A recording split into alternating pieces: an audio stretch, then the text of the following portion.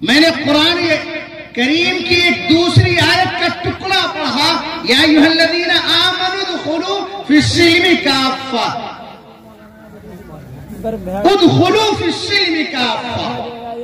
اگر مسلمان ہو، اگر تم نے کلمہ پڑھا ہے، اگر تم نے ایمان قبول کیا ہے، تو آدھا تیتر آدھا بٹیر نہیں، چھچھندر کی چال نہیں چلے گی۔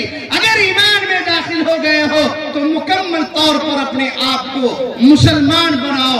اور ایک مسلمان کس شکل میں ہوتا ہے، ایک مسلمان کن اخلاقیات کے ساتھ ہوتا ہے، اس کی اپنی ایک پہچان ہوتی ہے، اس کی ایک علامت ہوتی ہے۔ اس کو دیکھ کر کے دیکھنے والا یہ سمجھ جاتا ہے کہ یہ اللہ کا بندہ ہے، یہ اللہ کا بندہ ہے، یہ نبی کا غلام ہے، یہ سرور کائنات تاجدار مدینہ جناب محمد رسول اللہ صلی اللہ علیہ وسلم کی غلامی کا طوق اپنے گلے میں ڈالنے والا ہے۔ لہذا اس کے سامنے دنیا مٹ جائے، اس کے سامنے سب کچھ ختم ہو جائے، نقصان ہو جائے وہ بھلا، لیکن ایمان کا نقصان نہیں ہو سکتا ہے، دین کا نقصان نہیں ہو سکتا ہے، قرآن کا نقصان نہیں ہو سکتا ہے، قرآنی تعلیمات کا نقصان نہیں ہو سکتا ہے، اللہ کا ایک حکم بھی نہیں ٹوٹ سکتا ہے۔ آج ہمارے گھر کا حال یہ ہے کہ اگر اذان ہو گئی ہے اور ہمیں بھوک لگ رہی ہے، معمولی سی بھوک لگی ہے، ہم نماز کو چھوڑ دیں گے، اذان پر ہمارا دھیان نہیں جائے گا، ہمیں نماز کا خیال تک نہیں آئے گا، ہم کھانا کھانے کا بہانہ بنا کر کے وہاں سے جو بھاگیں گے تو پھر پلٹ کر کے مسجد کی طرف نہیں آئیں گے۔ سرور دو جہاں جناب محمد رسول اللہ صلی اللہ علیہ وسلم نے اپنے ساتھیوں کی جو تربیت فرمائی تھی، آپ نے ایسی تربیت فرمائی تھی کہ جس وقت وہ کام کرتے تھے، کھیتوں میں مزدوری کرتے تھے، دیکھنے والا اندازہ لگاتا تھا کہ یہ صرف مزدوری کرتا ہے، یہ صرف کام کرتا ہے، کام کے علاوہ اس کے پاس اور کوئی کام نہیں ہے۔ لیکن جیسے ہی اذان ہوتی تھی اپنے کاموں کو چھوڑ کر وہ اس طرح مسجد کی طرف بھاگتے تھے، اس طرح نماز کی طرف بھاگتے تھے، دیکھنے والا یہ سمجھتا تھا کہ نماز کے علاوہ اس کے پاس اور کوئی کام ہی نہیں ہے۔ یہ ایمان والے کی پہچان ہوتی ہے، یہ ایک مسلمان کی پہچان ہے، یہ نبی کے غلام کی پہچان ہے کہ ہر حال میں وہ نماز پڑھتا ہے، خوشی کا حال ہو، غمی کا حال ہو، کسی بھی حالت میں ہو، اس کی نماز قضا نہیں ہوتی ہے۔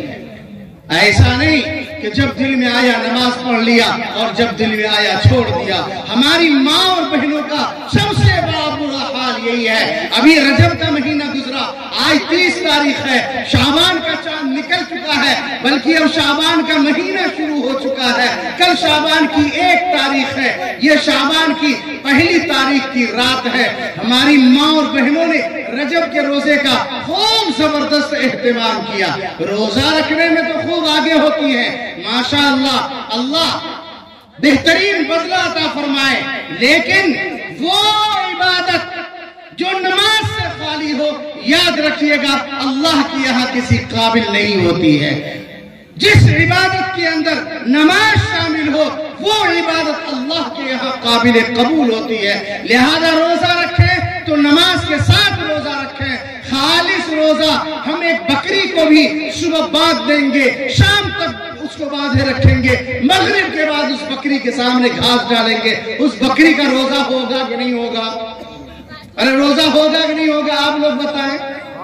ایک بیل کو ہم فجر سے پہلے باندھتے ہیں، دن بھر اس کو گھاس نہ کھلائیں، دن بھر اس کو پانی نہ پلائیں، مغرب کے بعد اس کے سامنے ہم گھاس ڈالتے ہیں، اس بیل کا روزہ ہوگا کہ نہیں ہوگا؟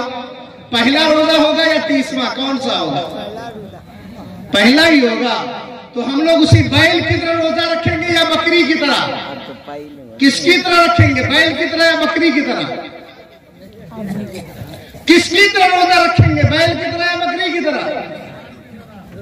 انسان کی طرح، ایک مسلمان کی طرح، ایک نبی کے غلام کی طرح، ایک اللہ کے بندہ کی طرح۔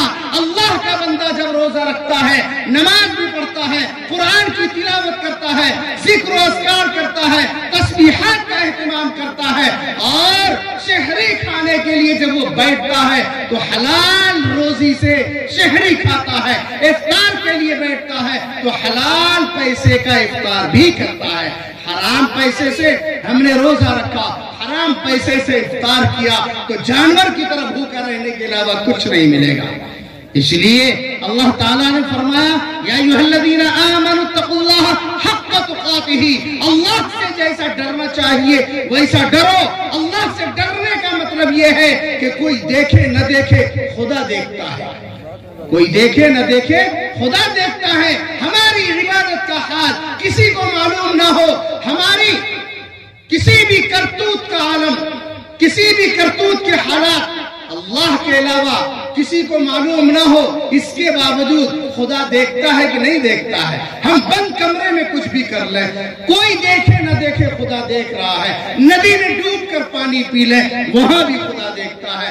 ہم 1000 دروازوں کے اندر پیک ہو جائے، وہاں گناہ کریں، وہاں بھی خدا دیکھتا ہے۔ لہذا میرے بھائیوں، ایک مسلمان کی پہچان یہ ہوتی ہے کہ وہ مسلمان کامل اور مکمل طور پر مسلمان ہوتا ہے۔